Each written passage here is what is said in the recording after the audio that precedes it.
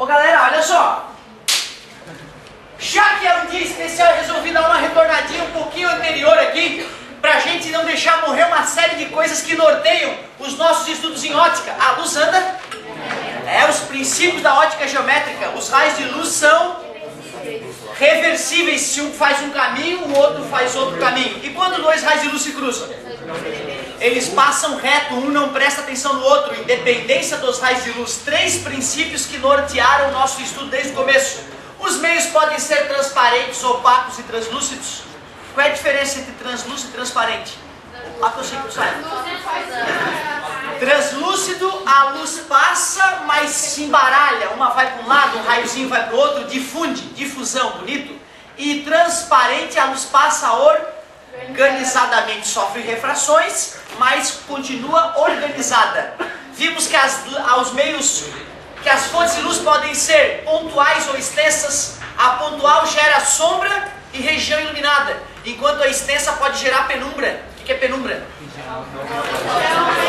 É uma região com diferente luminosidade da outra, com menos luminosidade que outra. É isso mesmo, tô de bola. E se forem 2 raios de luz monocromáticos de cores diferentes e usarem uma coordenada no meio deles?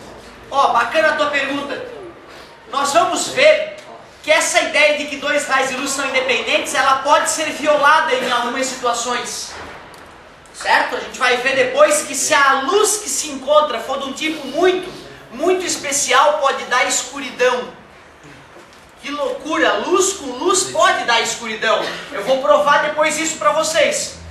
Aliás, só para te fazer entender como é que isso acontece. Som e som pode dar silêncio. Afinal, som não é uma vibração do ar? Se uma caixa de som faz uma vibração num sentido, outra faz a vibração exatamente no outro, as moléculas podem se chocar de uma certa forma que acabam não vibrando. Concorda comigo? Na engenharia mecânica, uma das capacidades do engenheiro mecânico é chegar num chão de fábrica, com várias fábricas iguais, e os operários estão adoecendo por causa do barulho. E aí o cara chama o engenheiro: pô, minha fábrica está impossível, dá um jeito lá. Ele percebe que as máquinas são todas iguais, então emitem barulhos iguais. Então se tu calcular o lugar correto de colocar cada máquina, o barulho de uma anula o barulho da outra e a fábrica fica silenciosa. Matemática é foda, né, cara? Então tu vai lá, só de trocar a posição das máquinas, tu melhora o chão de fábrica, reduz em 80% o barulho da fábrica e, claro, os operários vão trabalhar mais e melhor em função disso. Beleza? Então bacana essa colocação que ele fez. Agora, hoje que nós vamos começar a estudar as diferentes cores da luz e como elas se comportam, nós vamos ver que em algumas situações muito específicas as luzes podem interferir uma na outra. Mas aqui na ótica geométrica, esquece interferência de luz. 2 raios se cruzaram, não interessa a cor e o tipo, passa reto. Beleza? Depois disso, nós temos as fontes de luz incandescente e luminescente. Alguém lembra a diferença? Incandescente tem que estar quente para poder brilhar. A luminescente não. E a luminescente tem fluorescente, fosforescente, bioluminescente, quimioluminescente. Fluorescente precisa de estímulo para brilhar, a corrente elétrica. Fosforescente é um interruptorzinho, continua brilhando mesmo após o estímulo, não é isso? Bioluminescente, formas de vida que emitem luz. Vagalumes é o que vem na nossa mente, né? Mas lembrando que nas profundezas abissais existem praticamente todos os bichos que moram lá emitem algum tipo de luz. Claro que quando a gente filma ele com luz, a luz reflete neles, causando falsas impressões. Mas se tu filmar com uma câmera sensível à luz, no escuro, muitos deles têm luz própria. Os bichinhos das profundezas abissais que nem sabia que existia até pouco tempo, né? E também vimos a quimioluminescente, que nós exemplificamos com a pulseirinha da Rave, que quebrando gera uma reação química que emite luz. Não é isso?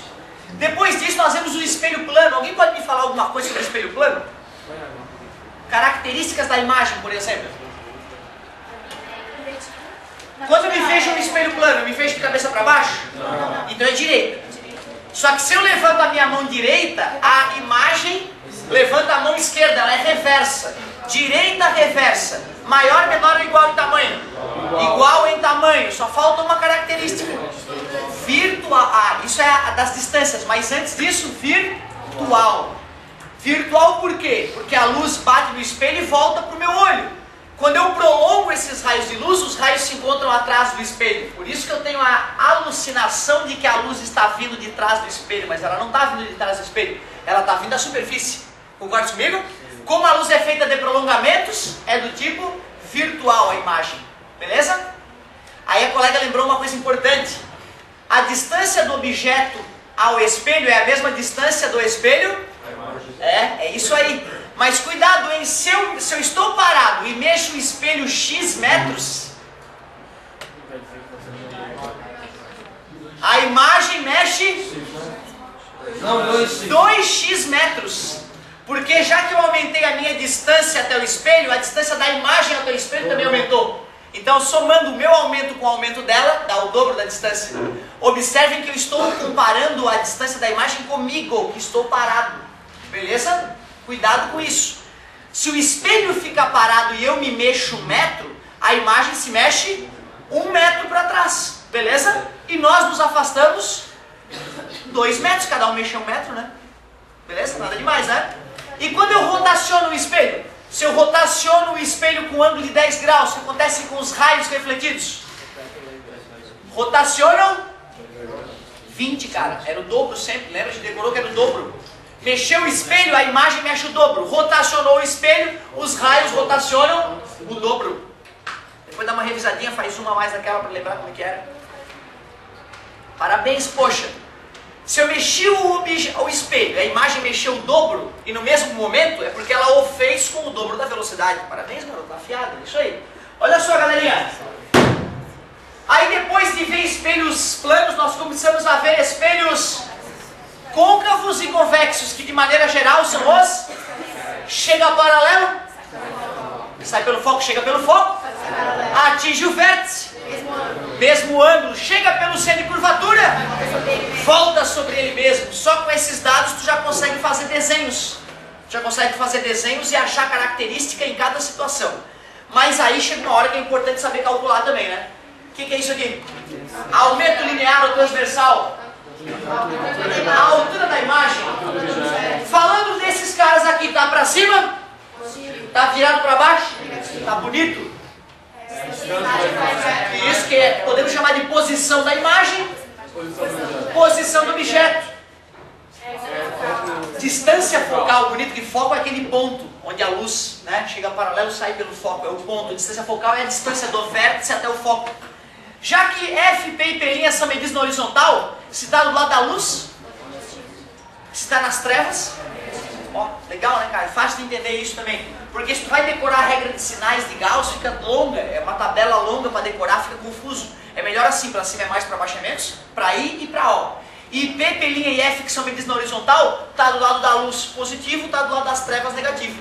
Qual espelho tem foco negativo? Convexo, porque se nós formos... Assim, não precisa fazer rápido isso, tá? Claro, se o cara está treinadão, ele fala na hora, mas pode pensar com calma. Ó, espelho convexo é aquele que não está cavado, né? Porque côncavo, eu cavei, né? Certo? Então é assim o espelho. Olha lá, o foco dele está atrás do espelho, ó, tá, né? Se isso está pendurado na parede, aqui não tem nada, na verdade. Certo? Então se esse foco está na região onde não tem luz, a luz vai passar por aqui, então é óbvio que ele é um foco virtual, ele é um F negativo.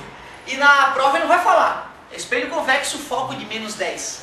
Ele vai falar espelho convexo com raio de curvatura 20. Lembra? Distância focal é a metade do raio de curvatura. Aí tu mesmo, né, resolve a brincadeira. Show de bola. Quanta coisa, hein, cara? Tu veio, fui fazer uma revisão e me impressionei. Quanta coisa a gente já viu, hein? E olha, não estou dizendo que eu falei tudo. Dei uma revisada aí numa coisa que a gente não via há algum tempo. E o que é isso aqui, meu Deus? Índice de refração, quando a gente começou a estudar refração propriamente dita. Porque espelho usava reflexão, né? Agora começamos a estudar uma outra lei. Aí nós vimos, inclusive, a profundidade e a posição aparente. Já que a luz refrata, sofre um desvio ao mudar de propagação, vai ter profundidade aparente. E nós deduzimos a fórmula. Essa fórmula vale em qualquer situação? Só para ângulos pequenos, né? Mas aí no vestibular, se tu for calcular, tu calcula com ela. Tu só responde que ela é perigosa se ele te questionar. A fórmula vale sempre. Não, ela tem uma limitação. A gente viu disso. Essa aqui, como é que é o nome dela? Leis, né? O Descartes de Chique, ou a segunda lei da refração. N de... fiquei arrepiado agora. Bonito. Chegada, chegada, saída, saída. O N vezes o seno do ângulo. Cuidado, esse ângulo é sempre medido com a reta. Cuidado com isso, cara. Não é o ângulo com a superfície, hein? É o ângulo com a reta normal. Show de bola. Se a velocidade da luz aumenta...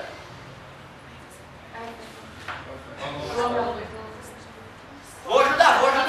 Vai, Se a velocidade da luz aumenta, se afasta do normal, o ângulo aumenta, certo? Então aqui é no ângulo I. Se a velocidade aumenta, é isso que ocorre. O ângulo R fica maior. Nesse tipo de situação, tem chance de ocorrer reflexão total? Sim, porque está se afastando. Agora, se a velocidade da luz diminui ao se refratar, o ângulo diminui. Nessa situação, existe chance de reflexão total? Não. Então me digam, quais são as condições para a ocorrência de reflexão total? Tem que ir de um meio com velocidade menor para a velocidade maior, ou o N é o contrário, né? Certo? Exatamente. E além disso, tem que ultrapassar o ângulo limite. E por que chama reflexão total? Por que não é reflexão normal? Porque reflete pra caramba, né? Espelho normal, 70% de reflexão. Reflexão total, 99%. Onde é que isso tem a ver com a tua vida? Fibra ótica, velocidade da internet. É isso aí, tá legal. Estou gostando de ver. Galerinha, aí na última aula começou a aparecer algumas coisinhas um pouco novas pra gente, não é isso? O tal do prisma óptico. Lá tá o teu prisma, face 1, face 2. Professor, a luz vai sempre da esquerda para a direita? Não. O cara pode desenhar daqui para cá sem problema nenhum, né? Mas a natureza vai reagir diferente?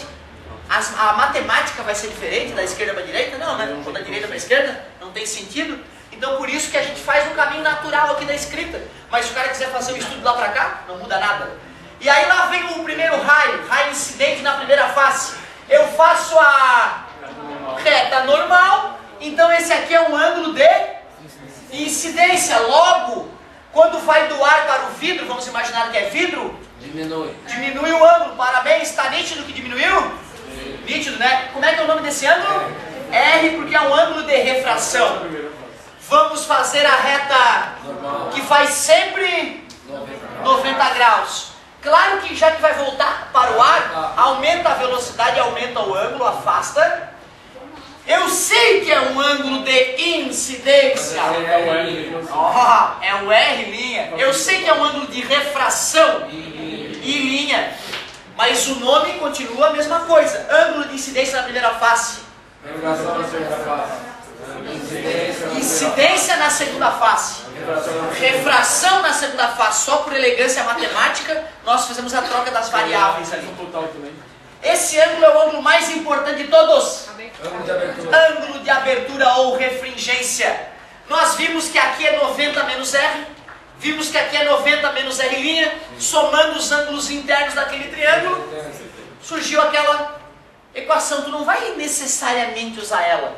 Só se tu estiver mais inseguro, se tu achar que vai ficar pesado para tu atacar o problema propriamente dito. Aí tu corre lá no formulário, cata a formulazinha e agiliza a tua vida. Depois, nós vimos que se eu pegar esse raio e fizer ele passar reto, isso aqui é um desvio, não é? Chamamos de desvio na primeira face. Comparamos o raio original e o raio refratado na segunda face. Isso aqui é o desvio na segunda face, delta minúsculo. E se eu comparo a direção do raio que chegou com o raio que saiu, este ângulo aqui é o desvio total. E o que é esse desvio total? É a soma dos desvios. Tu pode tanto olhar isso aqui por esse triângulo, porque quem é esse ângulo aqui? 180 menos delta, tudo bem para você? Que isso aqui é meia volta, ó. Aí tu soma esses três igual a 180. Vai cortar os 180, menos delta passa por outro lado. Delta 1 mais delta 2 é o delta total. Quando eu falei na aula, eu falei assim, ó. O raio desvia 10 e depois desvia 20. 30, desviou todo 30, né? É que às vezes a letra deixa a gente seguro para pensar. Mas é isso que ele está dizendo, que o desvio 1 mais o desvio 2 é o desvio total. Né? Nada demais. Mas como esse desvio é I menos R, como esse desvio é I menos R, certo? A gente juntou as equações e o desvio total ficou assim, ó. I mais I', menos A, ângulo de chegada mais ângulo de saída, menos o ângulo de abertura. Vai ser sempre esse o desvio. Mas tem um caso especial. O caso de desvio mínimo. Tem uma situação na qual o raio sofre o menor desvio ao atravessar o prisma. Qual é? Alguém lembra qual é a condição? Quando o ângulo de incidência é igual ao ângulo de refração. Concordo, é isso mesmo, garota. Quando o ângulo de incidência é igual ao ângulo de refração da saída da face, ou seja, o ângulo de chegada é igual ao ângulo de saída do prisma. Porque se esse cara é igual a esse, como a lei que rege essa mudança e que rege essa é a mesma, esse ângulo também tem que ser igual a esse. Aí as fórmulas se resumem, ficam menores, porque já que os R são iguais, R mais R, já que os I são iguais, I mais I, e já que o A é 2R, fica 2I menos 2R. E visualmente, este raio acaba ficando paralelo, vai formar um triângulo isósceles ali, né? Caso de desvio mínimo. Para finalizar, já bem se encaminhando para o final da aula, a gente viu que tem prismas que são usados de maneira muito criativa e especial. Prismas de reflexão total. Onde é que são usados esses objetos? Microscópio, binóculo, telescópio, qualquer instrumento óptico que a gente precisou para chegar onde chegamos no avanço da ciência, foi de suma importância o prisma óptico. Por isso que é importante a gente ter essa noção. Vamos lá, vamos fazer então a revisãozinha aqui. O prisma de reflexão total, ele é sempre um prisma com ângulo de 90 graus, tá, gente? E ele também não é obrigatório, mas seria adequado que esses lados aqui fossem iguais. Ou seja, é um triângulo retângulo isósceles. Desculpa. É isósceles, lá tem todos os lados iguais. Isósceles, dois lados iguais.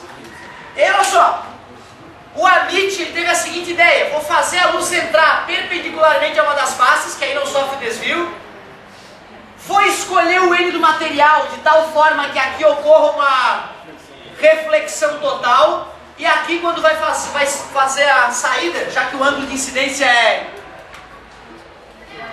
0 e o ângulo de refração é 0, por isso que não desviou, eu consigo fazer a luz sofrer um desvio total de 90 graus. Como foi o Amit que começou a usar esse dispositivo dessa maneira, a gente conhece hoje como prisma de Amit, porque foi o cara que teve essa sacada, nada mais justo. Pode ser qualquer tipo de vidro ali. Não, né? O vidro usado ali não pode ser qualquer vidro. Vamos fingir que ali é o ar e vamos colocar ali o N do prisma. Depois vamos calcular quanto é que deve ser o N do prisma, só para a gente relembrar, né? Outra maneira de usar prisma de reflexão total, prisma de Porro. Na verdade, pessoal, se tu for ver, é o mesmo prisma, tá, gente? Só que ele teve a sacada de usar de uma maneira diferente, fazer a luz chegar de uma maneira diferente. Como o Porro percebeu que a ideia do Amit foi fazer a luz entrar sem desviar, ele pensou, então vou fazer a luz entrar sem desviar nessa face aqui, ó. Porque aí, já que o ângulo de incidência é 0, o ângulo de refração é 0, passa reto.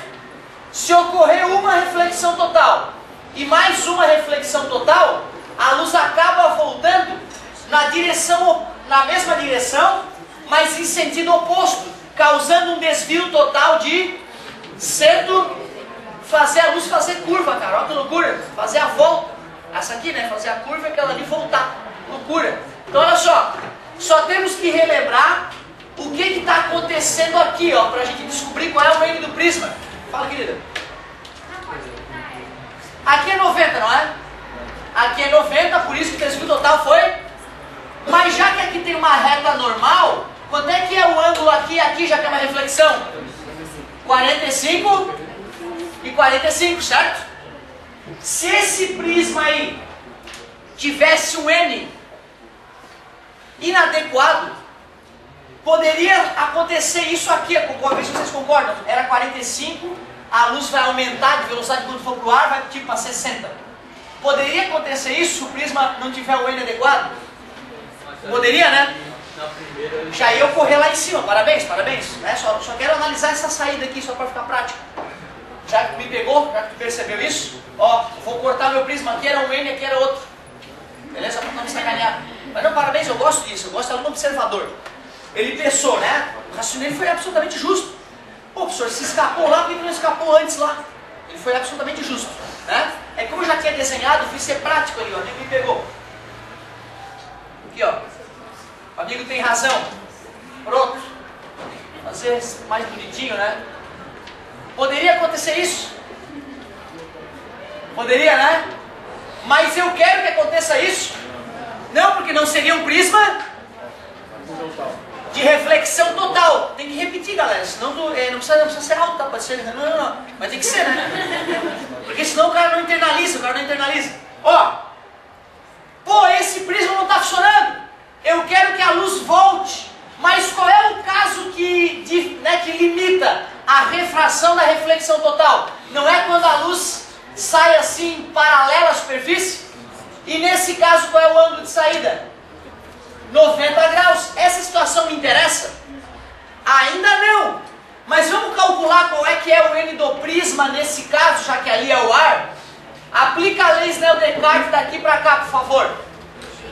N de B, N do prisma, N de chegada, vezes seno de 45, que é o ângulo de chegada, N do ar, seno de 90. Ó, já fiz isso muitas vezes, tá, galera? Daqui a pouco vamos ter que superar esse caminho aqui, ó. Vai! Raiz de 2 sobre 2. 1 é o N do ar por definição. Seno de 90 é 1. Tá dividindo, passa multiplicando, tá multiplicando, passa dividindo. O N do prisma fica 2 sobre... Só que tem que... Multiplicando por raiz de 2 em cima e embaixo, fica 2 raiz de 2 sobre 2, corta 2 com 2. Só que vem cá, se o N do prisma for igual a raiz de 2, o que ocorre é isso. E eu não quero que isso ocorra. Se for uma gotícula a mais que raiz de 2, este ângulo de 45 vai ser maior que o ângulo limite. E magicamente isso para de ocorrer e começa a ocorrer reflexão. E já que ocorreu na primeira fase, como o amigo observou, ocorrerá na segunda. Ou seja, se tu quiser que teu prisma funcione como um prisma de... O N dele tem que ser maior, ou seja, um pouco maior que 1,41. 1,42, tá bom, professor? Tá bom. 1,42 tá bom.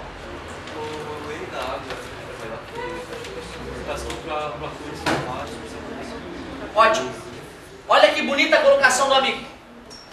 O N da água é maior que raiz de 2, porque para ocorrer o arco-íris, a reflexão total precisa ocorrer.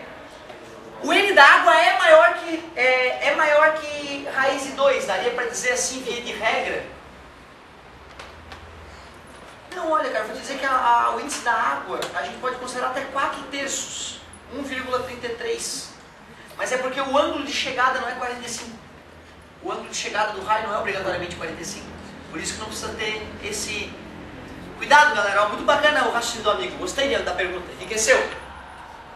Para o prisma de reflexão total, construído da forma como o Amit e o Porot usaram, devem ter um índice de refração de raiz maior que raiz de 2. Mas tu concorda comigo que eu posso, sei lá, instalar um LED ali dentro do prisma e fazer a luz chegar com um ângulo maior que 45? Aí eu já vou conseguir fazer uma reflexão total, pelo menos na primeira face, sem ter o raiz de 2. Ou seja, o cara pode te perguntar, olha que pergunta sacana. Para ocorrer reflexão total, temos que usar um material com um N maior que raiz de 2? Não. O prisma de reflexão total, daquela maneira clássica como é estudado, precisa do material maior que raiz de 2. Mas a fibra ótica não quer dizer que tenha que ser maior que raiz de 2. Até porque a fibra ótica é 2 meios transparentes, o ar não está envolvido, né? Concorda comigo? Então cuidado com isso, olha que bacana. É só realmente uma pergunta dessa que eu ia citar esse detalhe, senão eu ia passar batido. O que ele falou, o fato da chuva da poluição não ia mudar o índice de refração dela. Olha, cara, a água, mesmo com muita poluição, né, a água ainda é o solvente ali, está em maior quantidade. Pode mudar sim um pouquinho, né? A água suja, a luz não passa tão bem quanto a água cristalina, né? Mas eu vou te dizer que a ponto de, na hora que os arco-íris pararem de se formar por causa da poluição, a coisa tá feia. Aí a coisa realmente tá bem feia. Mas olha só, É justamente aí a mudança da aula agora. Nós vamos começar a falar agora dessa história de arco-íris. Fala. Esse aqui é o número 20. Aí eu posso dizer que esse raio que chegou, o ângulo dele vai ficar onde tá saindo? Ó, esse aqui é 45, esse aqui é 45 também, que é uma reflexão. Aqui é 45 e aqui é 45 também, reflexão. Eu digo que o desvio foi de 90 porque a gente somou 90 de desvio aqui mais 90 de desvio. Certo? Ele volta, não, o importante é o seguinte, dependendo do tamanho do prisma, eles podem voltar bem juntinhos ou bem afastados. Mas o que importa no prisma de Porot é que, por exemplo, a luz que saiu de uma lente do aparelho, ela ia para o fundo do aparelho, não ia ter como o cara ia ter que se botar debaixo do aparelho para poder ver aquilo. Botando um prisma de reflexão total, de acordo com o Porot sugeriu, eu posso botar a ocular aqui, ó, entendeu? Então a luz vai ser desviada e vai vir para o olho de quem está usando o aparelho. O objetivo é esse, é fazer um raio de luz que estava indo para lá voltar para cá, certo? Agora se eles vão vir próximos um do outro ou distantes, depende do tamanho do prisma que tu está usando, certo? Ô galerinha, olha só, até agora eu não falei sobre a cor da luz. Eu toda hora estava fingindo que o raio tinha uma única cor, aí eu chamava de monocromático. A partir de agora nós vamos ver o que acontece quando a gente pega a luz branca, que é a mistura, e vamos ver essa luz branca refratar. Aí algo mágico vai ocorrer, muito bonito. Vamos dar uma olhada nisso. Fala, meu querido. Tem algum outro animal que não vê branco e vê as coisas?